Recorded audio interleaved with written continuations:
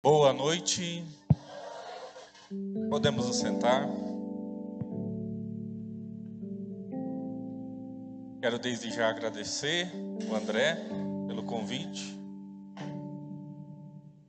Confesso que me sinto mais à vontade no presbitério, tá?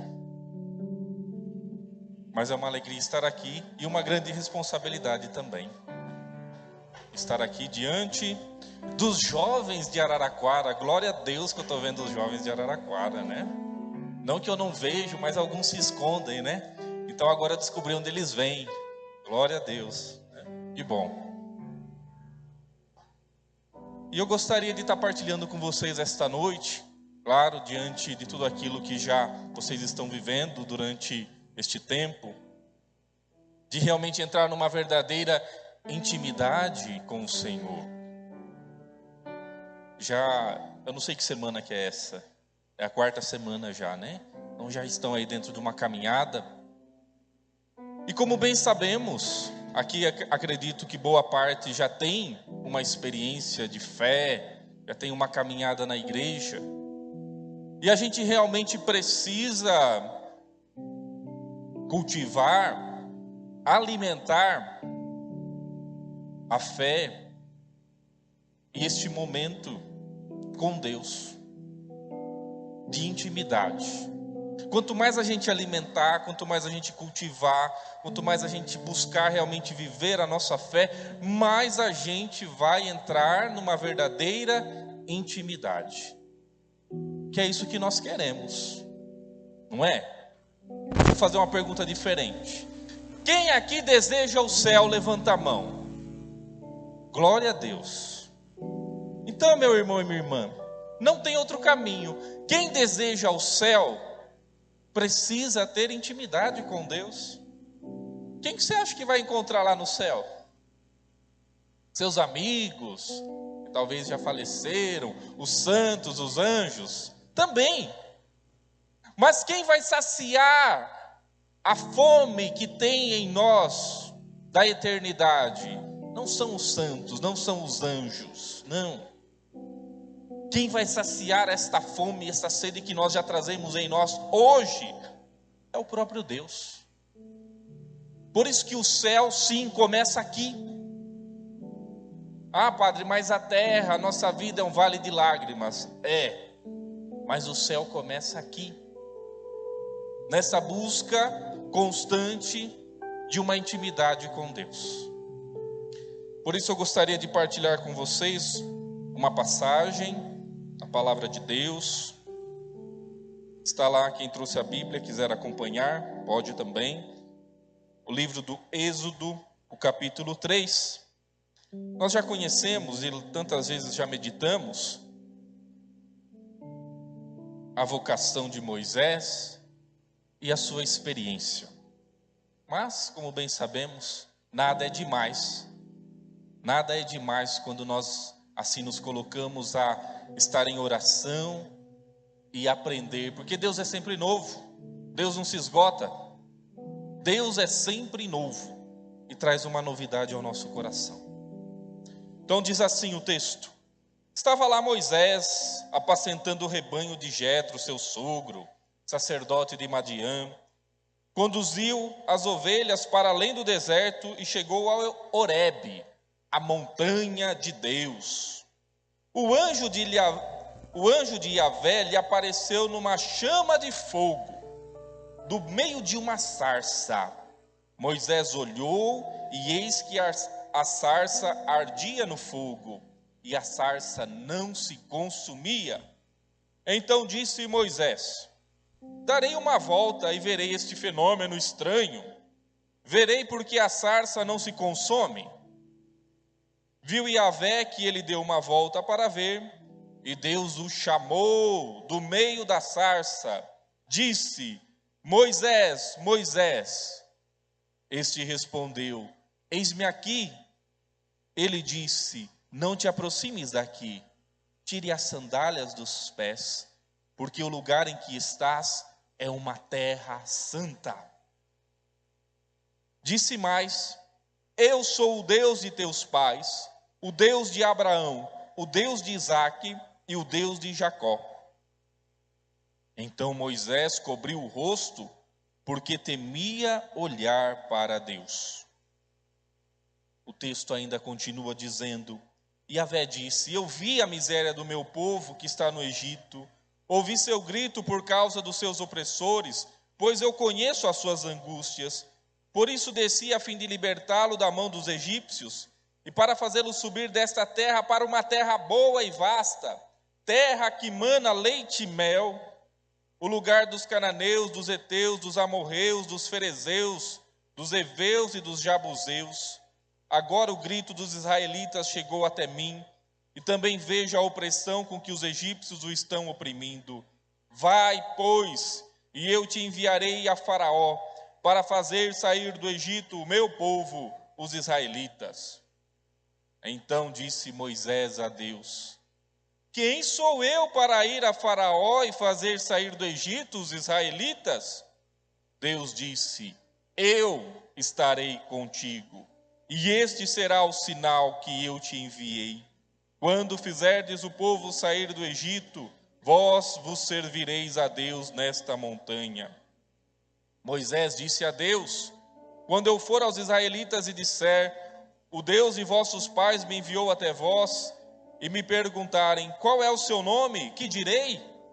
Disse Deus a Moisés: eu sou aquele que é. Disse mais: assim dirás aos israelitas: eu sou, me enviou até vós. Disse Deus ainda a Moisés: assim dirás aos israelitas: Yahvé, o Deus de vossos pais, o Deus de Abraão, o Deus de Isaque, o Deus de Jacó, me enviou até vós. É o meu nome para sempre, e é assim que me invocarão de geração em geração. Palavra do Senhor. Muito bem, meus irmãos. Aqui está a experiência de um homem. Inclusive nós, durante aí, umas 3, 4 semanas atrás, nós meditamos durante toda a liturgia esse texto. Quem acompanhou na missa diariamente, nós meditamos todo este processo da libertação do povo de Deus. Mas o que eu gostaria de enfocar aqui é a experiência que este homem fez, este homem chamado Moisés, que era apenas, como vimos aqui, estava ali pastoreando o rebanho de Jetro, seu sogro. Claro, bem sabemos que Moisés desde sempre foi escolhido, né? Quem conhece aí toda a história, Moisés, vindo das águas, que praticamente cresceu dentro do palácio do faraó. Mas aqui estava um homem que praticamente, entre aspas, fugiu da sua missão. Ou melhor, talvez ele nem conhecia. E aqui está um momento importante da sua vida. Um momento que ele estava num afazer cotidiano, pastoreando as ovelhas. E eis que ele vê uma sarça que ardia de fogo, mas ao mesmo tempo não se consumia. E dali saiu uma voz que falou com ele. E ali ele fez uma experiência que, vamos dizer assim, né? Nós chamamos de teofania, porque é uma experiência extraordinária. É algo sobrenatural, é algo incomum. É comum uma sarça queimar e não se consumir? Não, não é comum. É algo extraordinário. Então Deus se utilizou desta sarça para falar com Moisés. E ali ele fez uma experiência concreta com Deus. E ali ele falou com Deus. E essa experiência concreta que Moisés faz com Deus vai mudar completamente a sua vida. Ele não vai mais ser pastor. Ele não vai mais pastorear as ovelhas do sogro. Olha que maravilha, vai se libertar do sogro, né? Meu irmão e minha irmã, para nós chegarmos a uma intimidade com Deus, são necessárias duas coisas. E uma coisa está aqui bem evidente nesse texto. A experiência concreta com Deus. Eu não sei, porque com cada um Deus tem uma pedagogia. Com cada um Deus tem uma forma. Mas com certeza existiu este momento na sua vida de teofania, ou melhor, o momento em que Deus chegou a você, que talvez não foi na sarça ardente, mas talvez foi, sei lá, num retiro, num encontro, foi num momento de oração, foi aqui neste lugar, foi na igreja, ou foi uma pessoa que rezou por você, eu não sei, mas Deus chegou na sua vida de alguma forma, como chegou na vida de Moisés. E a partir daquele momento a sua vida começou a ser diferente. É esta experiência com Deus que nós somos chamados a fazer todos os dias da nossa vida. Reconhecer quem é Deus. Quem é Deus? Deus não se esgota. Deus é sempre novo. Tanto que diante aqui do diálogo que nós ouvimos, tem um momento que Moisés, diante da missão que lhe foi confiada, vai falar, mas espera aí, quem que é o Senhor? O que eu vou dizer lá para os filhos de Israel? Como que é o seu nome? O que Deus vai responder para Moisés? Eu sou. Eu sou aquele que sou. Mas o nome de Deus é eu sou. Que coisa estranha. Não. Entendam uma coisa. Eu sou não é o nome de Deus. Deus, entre aspas, não tem nome. Eu sou reflete realmente quem é Deus no seu sentido de ser e basta. Ele é e basta. Porque o nome concede, querendo ou não, uma, entre aspas, o padre vai usar uma palavra aqui mais simples, uma limitação. É como se eu pudesse, sabendo o nome de Deus, eu abarcasse todo o ser de Deus a mim. Deus se tornaria então limitado, mas Deus não é limitado. Então eu sou, numa dimensão mais próxima de nós, oracional, o eu sou revela que Deus chama Moisés a fazer a experiência da intimidade com Ele. E é isso que vai acontecer. Se você pegar e meditar todo o livro do Êxodo, o que vai acontecer com Moisés? Ele vai ser um homem de profunda intimidade com Deus. O eu sou vai se revelar todos os dias na vida dele. Tanto que tem uma passagem aqui do livro do Êxodo que vai dizer assim, que Moisés falava face a face com Deus. Me fala se tem alguém na Bíblia que fala face a face com Deus. Não tem ninguém. Até porque, como diz a própria palavra, se alguém ver a face de Deus, esse morreria. Não suportaria. E Moisés, diante da intimidade que ele vai possuir com Deus, ele vai sim ver a face de Deus. Ele vai ser esse grande intercessor deste povo. Mas o que é mais bonito, que é o que para nós fica mais forte nesta noite, é que Moisés cultivava essa intimidade com Deus a partir desta experiência. Meu irmão e minha irmã, você já tem uma experiência com Deus. Deus já veio ao seu encontro. Deus já se revelou a ti. Mas Deus é sempre novo. Ele não se esgota. E Ele quer muito mais dar a ti e se dar a ti todos os dias da sua vida. Por isso Ele não se prende aos seus sentimentos. Não, Deus não se prende aos nossos sentimentos. Deus não se prende às nossas ideias e aos nossos conceitos. Não, Deus não se prende nada disso. Ele apenas é e se dá a nós todos os dias da nossa vida. O que eu preciso fazer então? Eu preciso ir ao seu encontro. Ele já veio a mim. Ele já mostrou. Ele já se revelou. que mais que nós queremos? Ele já fez tudo por nós. Se um dia se você tiver dúvida, padre, eu acho que Deus não fez tudo ainda para mim. Eu acho que está faltando alguma coisa.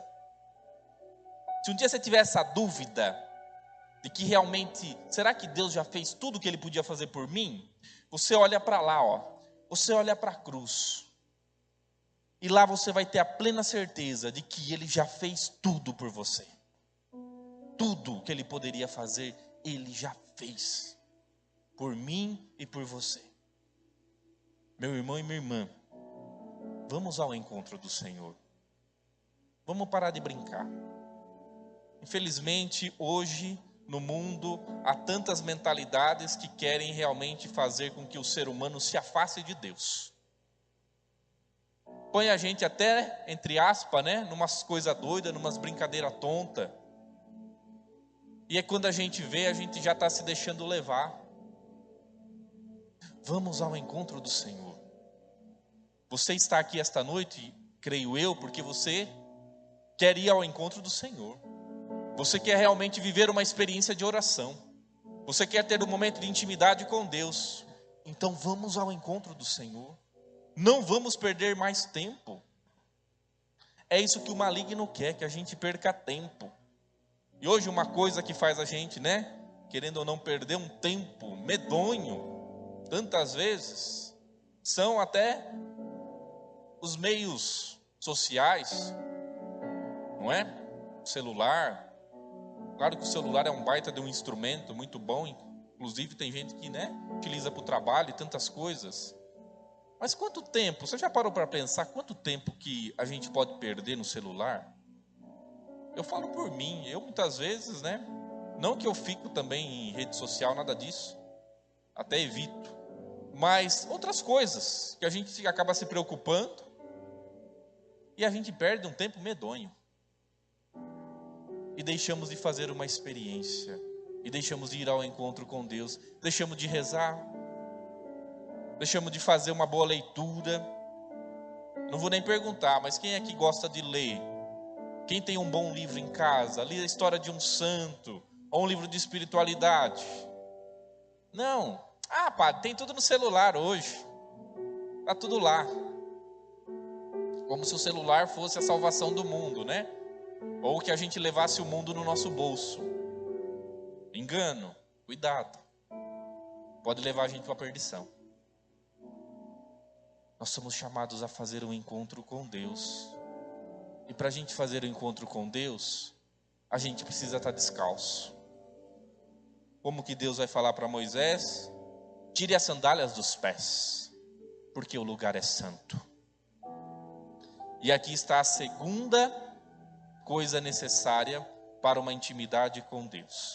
A primeira que o padre disse é reconhecer quem é.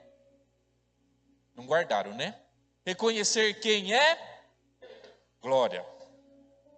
Os meninos já conhecem, O padre fala glória, Muito bem. A segunda coisa necessária é reconhecer quem sou eu. Para ter uma intimidade com Deus é necessário reconhecer quem é Deus, mas é necessário reconhecer também quem sou eu. Moisés, tire a sandália dos pés, porque o lugar onde estás é uma terra santa. O que significa isso? O que é a sandália? O que é tirar a sandália? Humildade. É reconhecer quem nós somos, da onde viemos. Da onde nós viemos? Lembram no Gênesis? Como Deus criou o homem? Lembram? Da terra, o humus. Nós viemos do pó. Lembra essa oração que o padre faz na quarta-feira de cinzas? Lembra-te que és pó, e ao pó retornarás. Reconhecer quem verdadeiramente nós somos. Pó, ou seja, frágeis, pequenos, diante do mistério, diante de Deus. Nós somos o humus. Por isso é necessário tirar as sandálias dos pés para se aproximar de Deus, do território santo, da terra santa. Nenhum orgulhoso consegue se aproximar de Deus. E isso é tão evidente quando a gente medita, se vocês, talvez já tiveram conhecimento, a história dos anjos, é evidente. Nos anjos decaídos. Quem são os anjos decaídos? São os demônios. O diabo e o restante dos anjos. Por que eles são decaídos? Porque eles se afastaram de Deus. Por que eles se afastaram de Deus? Pelo orgulho. Olha o que o orgulho faz conosco. Nos afasta de Deus. Porque não nos faz reconhecer quem é Deus e muito menos quem sou eu. Então, meu irmão e minha irmã, além de reconhecer quem é Deus na nossa vida todos os dias que nós somos chamados a viver, nós também precisamos reconhecer quem nós somos. E nós somos barro, nós somos frágeis, nós somos limitados, nós possuímos fraquezas. Quem nós somos? Quem é Deus? Eu sempre costumo dizer isso. André, você me ajuda no tempo, viu? Porque o padre está meio perdido aqui, tá bom? Qualquer coisa. Eu falo, padre, pode parar que já falou demais, né? Eu sempre costumo dizer nas confissões, não só nas confissões, orientações também. O nosso coração é como um quartinho de bagunça. Você tem um quartinho de bagunça lá na sua casa? Não, Você tem, tá tudo certinho lá na sua casa, Mas lá na minha casa eu tenho um quartinho de bagunça. O que a gente faz no quartinho de bagunça? A gente vai guardando umas coisas que a gente não usa, não é? Sei lá, a panela velha. Pode ser que uma hora eu use isso aqui, Os homens gostam de guardar, não sei, hoje, como que tá, mas eu falo por mim. Eu vi um parafuso, uma porca, uma ferramenta. Talvez nem tá tão boa, mas vou lá e guardo, porque uma hora pode usar isso aqui, Um pedaço de arame, sei lá, uma hora a gente pode usar, Os meninos estão dando risada porque fizeram uma limpa lá na igreja, De tanta tranqueira que tinha lá, a gente fez uma limpa, glória a Deus, Quantos caminhões a gente encheu? Uns 5, não foi? Contando o de ontem também, Uns 5 caminhões, olha que maravilha, Tudo de tranqueira, coisa velha, que não usa. Então, imagina o quartinho da bagunça, a gente vai acumulando tudo lá no quartinho da bagunça. Só que aquele quartinho fica fechado. Aí vai uma visita lá na sua casa, você mostra que bonito, você fala, olha aqui, esse aqui é meu quartinho da bagunça, olha que bonito. Você faz isso lá na sua casa? Se você faz, você é muito humilde, É muito humilde, é o extremo. Todo mundo deixa o quartinho da bagunça fechado. E o que acontece com o quartinho da bagunça? Ele fica fechado, ele vai acumulando pó, ele vai acumulando, sujeira. Olha lá se não acumular até bicho, Não sei. E esse quartinho, ele é todo iluminado? Não. Ele é escuro. Ele fecha a porta lá, fecha a janela e acabou. Ok. Aí chega um dia que te dá assim, Puxa vida, vou dar uma limpadinha no quartinho da bagunça. Aí você vai lá e abre a porta assim do quartinho, tá aquela tranqueiraiada lá, você fala, meu pai, entra um pouquinho de luz, você fala, Jesus, vai dar trabalho. Aí você abre a porta, você já vê a bagunça que tá. Aí tem janela também, você vai lá e abre a janela. Aí entra mais um pouco de luz, você fala, meu pai, que pó. Aí você acende a luz, porque de repente tem uma luz lá. Aí você vê o estrago que tá aquele quartinho. O quartinho é o nosso coração. A sujeira que a gente vai acumulando lá se chama pecado. Que a gente vai guardando lá. Talvez alguns a gente até sei lá, né, por desencargo de consciência, a gente até leva na confissão. Mas talvez outros ficam lá porque a gente talvez não fez um bom exame de consciência. A gente não procurou se conhecer a fundo. A gente deixou lá, tá bom, do jeito que tá. E aí, conforme vai se dando luz, a luz é o próprio Deus, a luz é a dinâmica da fé, a luz é essa experiência concreta que todos os dias nós somos chamados a fazer com Jesus. Essa luz vai penetrando esse quartinho. E a partir do momento que essa luz vai entrando, a gente vai reconhecendo realmente o quanto esse quartinho precisa de uma limpeza, e uma limpeza profunda. Então, quanto mais a gente deixa a luz de Deus entrar em nós, mais a gente vai reconhecendo que a gente é pequeno, que a gente é pecador, que a gente é limitado, que a gente precisa se desfazer de tudo isso. Isso se chama humildade. E é na humildade, e é na fraqueza que Deus realiza a sua obra. Eu até separei aqui um trecho que também nós já conhecemos, de 2 Coríntios, no capítulo 12, versículo 7 e seguinte. Vai dizer assim: já que essas revelações eram extraordinárias, Paulo que está dizendo, para eu não me encher de soberba, foi-me dado um aguilhão na carne, um anjo de Satanás para me espancar, a fim de que eu não me encha de soberba.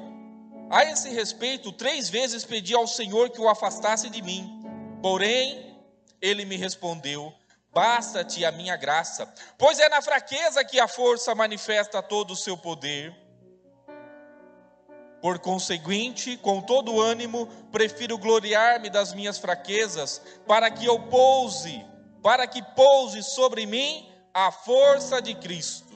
Por isto me comprazo nas fraquezas, nos opróbrios, nas necessidades, nas perseguições, nas angústias por causa de Cristo. Pois quando sou fraco, então é que sou forte. Olha que maravilha, meu irmão. Como diz Santa Teresa d'Ávila, quem encontrou a sua fraqueza, encontrou o seu tesouro. Quem encontrou a sua fraqueza, encontrou o seu tesouro. Porque é reconhecendo quem verdadeiramente nós somos, que Deus vai manifestar a sua graça e o seu poder, e nós vamos reconhecer quem é Ele.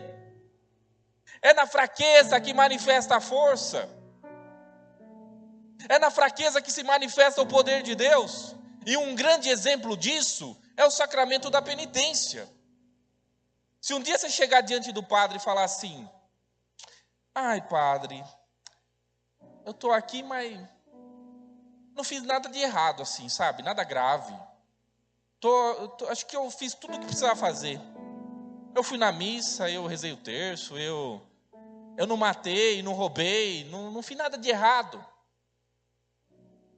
E aí você vai contar tudo aquilo que você fez de bom para o padre.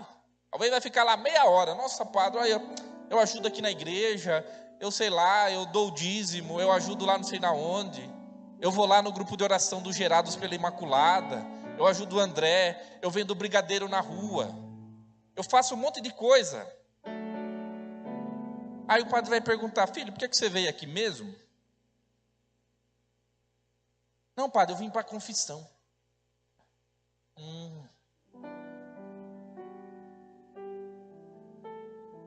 Aí sabe o que acontece? Numa dimensão ritual, o padre não acha matéria. Não tem matéria de confissão. Automaticamente, se não tem matéria, também não tem a graça. Não tem sacramento. Então você vai lá, todo cheio, né? Puxa, vou lá falar tudo aquilo que eu quero falar para o padre na confissão. Mas não se confessou. Aí o padre não acha matéria, automaticamente não tem confissão. Nossa, padre, mas já aconteceu isso? Não estou falando confissão aqui, muito menos pecador, tá? Mas já, infelizmente. Infelizmente. É na fraqueza que manifesta a força. Padre, eu estou arrependido porque eu fiz isso, isso e isso. Tanto que a primeira pergunta que o padre faz, né? Quanto tempo faz que você não se confessa? O que você quer pedir perdão para Deus? Padre, eu quero pedir perdão por isso, isso e isso. Porque eu fiz isso, porque eu fiz aquilo. Porque eu não fui uma pessoa boa para os meus irmãos. Porque eu talvez desejei algo mal. Glória. É na fraqueza que manifesta a graça de Deus. Aí sabe o que vai acontecer? O padre pode até te convidar e falar assim, ó, olha lá para a cruz, já está pago, vai em paz, ele já pagou a conta, o castigo pelos seus pecados está pago, e aquela pessoa sai da confissão agraciada, restaurada, em estado de graça, pleno, para poder viver a fé, para poder testemunhar o amor de Deus, para poder crescer nas virtudes, para poder realmente ser um filho digno, amado de Deus, porque reconheceu quem verdadeiramente é, frágil, pequeno e pecador. É na fraqueza que manifesta a força. Por isso, meu irmão e minha irmã, não tenhamos medo de nos conhecer. Eu sempre falo, né, para os meus irmãos de comunidade, eu sou da comunidade Alfa e Ômega, aprendi muita coisa na comunidade Alfa e Ômega, tenho também amizade com a comunidade Shalom, agora aqui também, né, com os Gerados, com o André. Eu sempre falo, a vida comunitária é o melhor lugar para a gente se conhecer, porque o irmão vai revelando coisas que eu não conheço de mim. E talvez eu entre para a comunidade achando que eu sou o bambambam, né? Que eu sou uma pessoa até cheia de virtudes e tudo mais. No dia a dia, nos arranca-rabo de todo dia, né? Aí se não reconcilia, se não conversa, parece que o corredor estreita, diminui, até que chega uma hora que tromba e não tem jeito. O irmão nos ajuda a gente reconhecer quem nós somos. Nós não somos perfeitos. Nós necessitamos da graça de Deus. E como comunidade, nós necessitamos também do irmão. O irmão também nos auxilia na caminhada rumo ao céu. Por isso que a vida na igreja não existe vida de fé sozinho. Ai, padre, eu rezo lá em casa.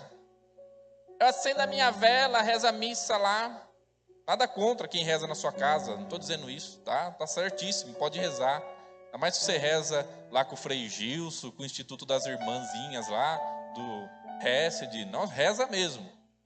Agora não troca a sua vida de fé por apenas uma oração individual. Ai, padre, eu não vou mais na missa não, sabe? Eu tenho medo. Parece que está querendo voltar a Covid, né? Então eu não vou mais na igreja não, vou ficar em casa mesmo quietinho, então não quero mais saber de igreja. Eu vivo aqui, olha, passa a missa bonita aqui dos padres aqui, ó, passa tudo na TV. Para que eu vou na missa? Para que eu vou sair, ter que sair de casa para ir na igreja? Não existe vida de fé sem vida de comunidade. Se você está vivendo a fé somente na sua casa, você não está vivendo ela como ela deve ser vivida. Você está em pecado, viu? Se você não está vivendo a fé com os seus irmãos em comunidade, você está sendo egoísta. Não existe vida de fé sem vida de comunidade. Por isso que a igreja se reúne. O padre não celebra sozinho. Tudo bem que no início da pandemia eu precisei muitas vezes celebrar a missa sozinho. Mas a missa não é para o padre. A missa é sempre para. O ministério do padre, eu falo que cada dia a gente, né, é algo assim, é um mistério mesmo, é um mistério. O ministério é um mistério. E como já dizia São Curadars, o padre não é para ele. Eu não sou padre para mim. Eu não atendo a minha confissão. Eu não celebro a missa para mim, apesar de eu celebrar e presidir a missa, mas ela não é para mim. Nada daquilo que o padre faz é para ele. Quando eu vou ministrar a unção dos enfermos, não é para mim. Eu não posso ministrar para mim a unção dos enfermos. Eu não posso ministrar para mim o sacramento da confissão. Não, é sempre é para o outro, é para a igreja, é o ministério de Cristo, é para. Dessa forma nós entendemos que a nossa vida deve ser uma vida em comunidade. E para finalizar, que o padre já falou demais, a gente não vai para o céu sozinho. A gente só vai para o céu se a gente estiver unido em comunidade. Sabe por que existem as comunidades novas? Tanto que o nome já diz, né? Comunidades novas. O Espírito Santo suscitou, neste tempo, novas comunidades, homens, mulheres, todos os estados de vida, casais, celibatários, padres, celibatárias, todos os estados de vida. Para quê? Não é novidade, está lá. O início da comunidade cristã, como que era? Eles viviam em comunidade. Eles viviam dessa forma, para nos ensinar o quê? Que a nossa caminhada rumo ao céu, ela não se faz de uma forma sozinha. Nós somos chamados a caminhar juntos para o céu. Então, se você vê o seu irmão perdido, você tem a obrigação de trazer o seu irmão, trazer ele para a luz, trazer ele para a verdade. Nós caminhamos juntos para o céu. E as comunidades novas estão para isso, para mostrar para o mundo que para o céu nós não caminhamos sozinhos. Apesar de sim, a salvação ser individual, o julgamento é individual, mas nós caminhamos juntos para o céu. Então um se torna responsável também pelo outro nessa caminhada, para mostrar para a igreja que nós caminhamos juntos para o céu. É assim que nós devemos caminhar. E é assim, meu irmão e minha irmã, que nós vamos crescendo na intimidade com Deus. Então te convido nesse momento, vamos ficar em pé. Vamos pedir a Deus nesta noite, que venha fortalecer, que venha realmente nos fazer a ter esta verdadeira e profunda intimidade com Ele. Que venha nos fazer reconhecer quem verdadeiramente nós somos. E como diz o tema também desta pregação, apesar do padre não citar uma vez o tema da pregação, a última palavra sempre é de Deus, não é minha. E é assim que eu reconheço quem é Deus na minha vida. A última palavra não é minha, é de Deus.